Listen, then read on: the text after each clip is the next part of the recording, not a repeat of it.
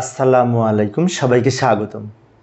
প্রিয় শিক্ষার্থী বন্ধুরা, আজকে আমি এই যে 102 সংখ্যাটি 10 ভিত্তিক দশমিক সংখ্যা, এটার বাইনারি মান কীভাবে নির্ণয় করব, তাই না? দশমিক থেকে বাইনারি মান নির্ণয় করা অনেক সহজ। প্রথমে আমরা এই দশমিক সংখ্যাটি এখানে লিখে নিব, তারপর এই সংখ্যাটিকে এই বাইনারি সংখ্যার বেজ 2 দ্বারা ভাগ করব। 2 দ্বারা ভাগ করব, বাইনারি সংখ্যার ভিত্তি 2 দ্বারা। তো 102কে যদি 2 দ্বারা ভাগ করি, ভাগফল হবে 51। তো 51 ভাগফল হয় প্রথমে লিখব, আর এখানে ভাগশেষ থাকবে না কিছু, ভাগশেষ শূন্য থাকবে, শেষে লিখব। এই 51কে যদি 2 দ্বারা ভাগ করি তো ভাগফল হবে 25। ভাগফল 25 প্রথমে লিখব, এইখানে কিন্তু এক ভাগশেষ থেকে যাবে, ওই এক আমরা শেষে লিখব।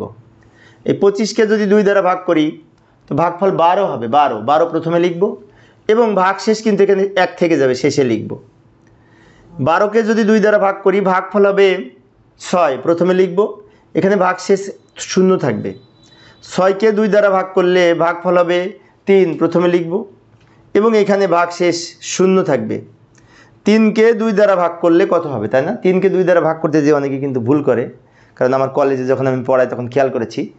3কে 2 দ্বারা ভাগ করলে ভাগফল 1 এবং ভাগশেষ থাকবে 1। 3কে 2 দ্বারা ভাগ করলে ভাগফল হবে 1 আর ভাগশেষ থাকবে 1।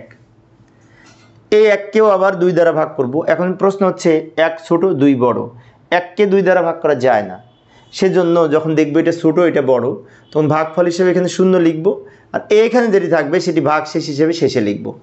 এবারে যে ভাগশেষগুলি নিচ থেকে উপরের দিকে যদি সাজিয়ে লিখি, আমরা যে উত্তর হবে সেটি হচ্ছে এই যে প্রথমে যেটি লিখবো এটিকে বলা হয় MSB, মোস্ট সিগনিফিক্যান্ট বিট, আর এখানে শেষে যেটি লিখবো সেটাকে বলা হয় LSB, লিস্ট সিগনিফিক্যান্ট বিট। তো সাজিয়ে লিখি, এই যে 102 প্রশ্নে ছিল, এটা সমান এই 1 আগে লিখব, তারপর এই 1, এই 0, এই 0, এই 1, এই 1, এই 0, উভয় দিকে ব্র্যাকেট দিয়ে ভিত্তি হিসেবে 2 লিখব, কারণ এটি বাইনারি সংখ্যা, বাইনারি সংখ্যার বেজ হচ্ছে 2।